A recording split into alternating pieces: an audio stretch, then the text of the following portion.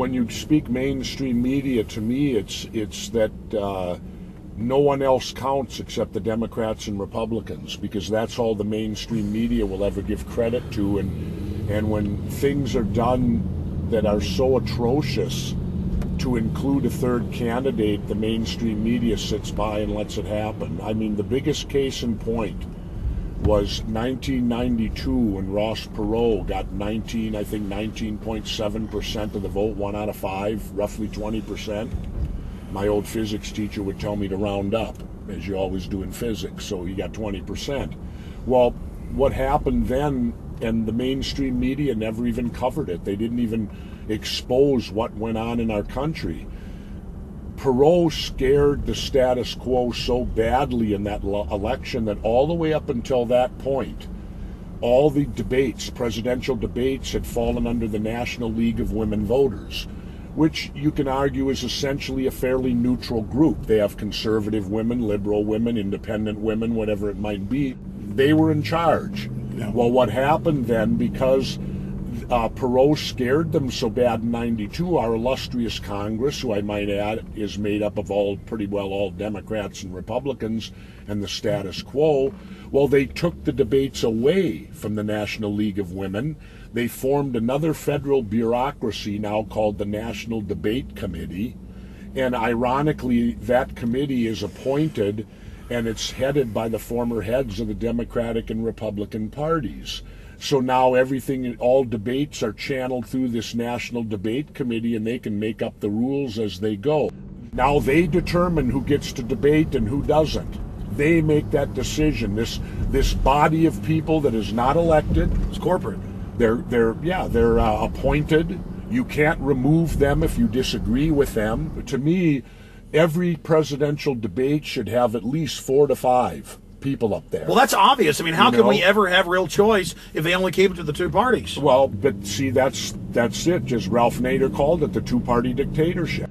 Even though national poll after national poll from 2001 had me on the debates, Buchanan on the debates, they want more people on the stage than, 2 major candidates that are basically spouting the same old slogans that they spouted in weeks before on the campaign trail. They're not really debates, they're parallel interviews. And the Debate Commission is a private company created 21 years ago to get rid of the League of Women Voters, which sponsored debates, controlled by the Republican Democratic Party. To this day, they pick the format of the debate, they pick the reporters who will ask the questions. So you're saying it's a rigged game? Yeah, it's rigged for the two-party system. No one else is let in. And the sad part is we, the people, stand by. It's our fault. It's our fault because we stand by and sit on our hands and allow it to happen. Let many voices be heard. Let the First Amendment be used by all Americans. Open up the debate process. Why are we limiting presidential debates? We don't limit weather reports. We don't limit entertainment. America has broken its own rules, has broken its own laws. It's time for the citizenry of the United States to actually follow its own laws. If we stay steadfast to the Constitution, at least, we won't be hit so hard with that global agenda. Violence in society is not caused by the people. It's caused by the neglect of leadership. And the police are the #1 cause of violence in society. They make the people jittery. They make the people insecure. Plus, if you look up what a police officer is in the Black's Law Dictionary, the only thing the police are supposed to be doing is keeping the peace. And they do not. So whose fault is it when you have violence in society if you're paying taxes to have peace in society and moral justice? The police are supposed to be the epitome of morality. Our children are supposed to look at a police officer and see an example of what a citizen is. Now they fear them. So if our children don't even respect the police, how are they going to respect the law?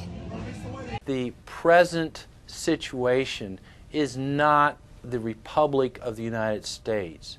What we have is the analogy is that the pirates have come in the middle of the night, they have killed the captain and the crew, and that they have taken complete control of the ship. And this thing that we call the United States government is absolutely an illusion. It has no more connection with the Constitution, the Republic, and the Bill of Rights than the man in the moon. You know, you go to a doctor and you get a diagnosis. You may not like the diagnosis, but you don't call the doctor names. And you don't get all uptight about it. But when people hear a diagnosis, an economic diagnosis, a geopolitical, political diagnosis, that ruffles their ideology or is counter to their party belief, they really get upset about it. So we only look at things for the way they are, not the way we wish they would be. The panicof'08.com. We knew the panic would come in 08. In November of 2008, we took out the domain name, the collapse of 09. The economic system is collapsing and there's no salvation for it. Current events form future trends. You look what happened during the retail Christmas sales of 2007. We saw women's apparel off 23%. We saw home furnishings and electronics down 27%. We saw luxury items off 35%. These are Depression-era falls. How much more do people have to see before they understand what's happening? When you look at luxury items, understand this thing is collapsing from the top down. Everybody's getting wiped out on this one. This is big. Okay, in 2008, we saw Circuit City, Steve & Barry's, Linens and Things. We saw Sharper Image, Bennigan's, KB Toys go belly up.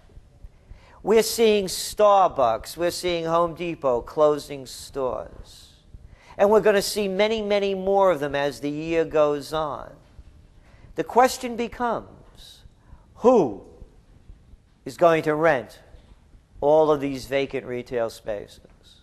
The answer? Nobody. You're going to see ghost malls. You're going to see empty shops all over. The next level, the commercial real estate sector and the business end. Merrill Lynch mob, the Bear Stearns gang, the Lehman boys, all these people that went belly up or out of business, all these bond companies.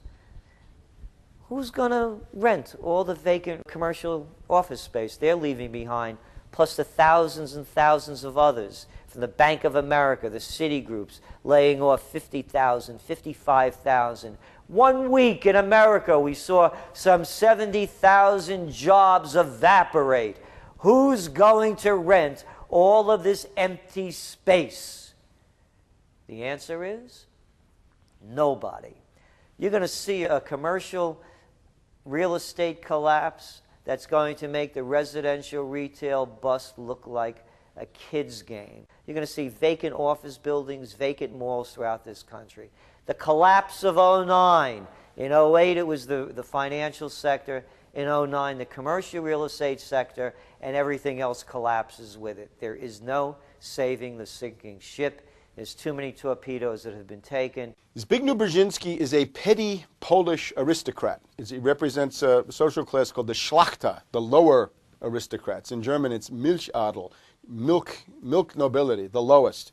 And he was trapped in Canada by the Hitler-Stalin Pact. His father was a diplomat serving the government of Pilsudski and this guy Smidley Ridge, right-wing authoritarian Polish governments in the 1930s.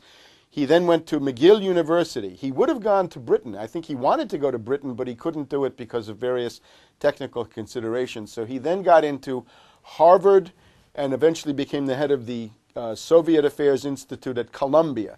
I believe that is where he picked up Barack Hussein Obama, Barry Soetoro, between 1981 and 1983, when both Brzezinski and Barry Soetoro were on the same campus, probably in the same department. Look at Obama's graduating thesis, Soviet military disarmament. That's nuclear disarmament. That's absolutely critical because it's a topic that has Brzezinski written all over it. So Brzezinski was, of course, the head of the National Security Council under Jimmy Carter. He is the guy who successfully played the Afghan Mujahideen against the Soviet Union. He has boasted that he lured the Soviets into invading Afghanistan by sending in U.S. Special Forces teams in the summer of 1979, 6 months before the Soviets invaded the country. He's also the guy who played Saddam Hussein Iraq against Khomeini's Iran for the purpose of destroying both countries, but of propping up both dictatorships at the same time. In other words, the Khomeini regime by 1980 was showing signs of collapse. So Brzezinski said, all we need is a foreign threat. So let's play Iraq against Iran and we'll keep both of them going. He was also a supporter of the Pol Pot genocidalist regime, and he's generally known for the traditional imperialist method of using one country as a tool against another so that you don't have to get involved and you don't have to face military defeat and all the expense. The ruling passion of his life is a hatred of Russia. He is a Russophobe. He is a ferocious enemy of everything Russian. There's a Brzezinski plan. The Russians will tell you, and I think it does exist. He doesn't publish it, but this is behind the scenes. He would like to divide European Russia into 4 or 5 different countries. He'd like to go back to a situation like you had during the Russian Civil War of 1919-1920, where you had the Bolsheviks in the middle maybe, but a whole bunch of other countries that had broken off, the North, the South, and so forth. So every Russian knows that Brzezinski means furious hatred, fanatical hatred of Russia. So that's what we have to expect under Obama. We're going to move towards some kind of apocalyptic endgame against Moscow and Beijing, with Brzezinski calling the shots through somebody like the most important official of the new regime is already clearly Robert Gates from the Pentagon. He's going to run intelligence, run the Pentagon. He's a clone of Brzezinski and has boasted about it. That's stroking the masters, or getting the head stroked by the master. Yeah. You know, like lap dogs. Yeah. Like, you know, it's you know, you did a good day's work and the master strokes him and send him on back to their damn doghouse. Yeah.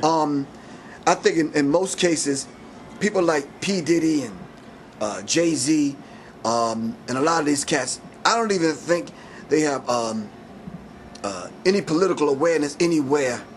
If it doesn't benefit them financially, they're not really politically astute to the point where they can be very honest and open and candid with us as black men, you know, and black women, to say, okay, tell us what you really think. The camera is not on now. You're not in the studio. You're not on stage. Tell us what you really think. And if what you really think doesn't go hand in hand with what you're telling the people that love, honor, and respect you and buy and support you, then what's really your agenda? You understand what I'm saying? Jay-Z already knows the handshakes. He's already taken the oath. They already let P. Diddy in. You don't get to the $20 million club without getting these people's stamp of approval. Do you understand what I'm saying? But Puffy had the vote or die, which is utterly stupid and ridiculous and idiotic. For a Negro like that to be giving us that kind of ultimatum, you either vote or you die. Jay-Z openly supports Barack Obama. 50 Cent openly supports Hillary Clinton. And I think he changed his position. 50 Cent, now since she's out, I think he's now supporting Barack Obama. But that would be a smart move to do that. Yeah. Because now you have to be appear to be politically astute, because you don't want to lose that particular clout. Do you understand what I'm saying? Yeah. And they have to be, so they can be called on by their handlers, by their white handlers. Right. So you have to appear at least. See, Puppy tried to appear neutral. Vote or die, galvanizing all the young energy, that demographic between the 18 and 35 demographic, get them out to vote, get them registered. Come to find out that all those names that when you register at the post office for the or register to vote, all of those names go into a database for the selective service draft. And this they're not telling us. So no one is saying, okay, well, this is the electoral process and this is how it works to educate us about voting. They just said, no, come register. And at that time, they want us to vote for Bush or Kerry, and both of them are cousins, and both of them belong to Skull and Bones.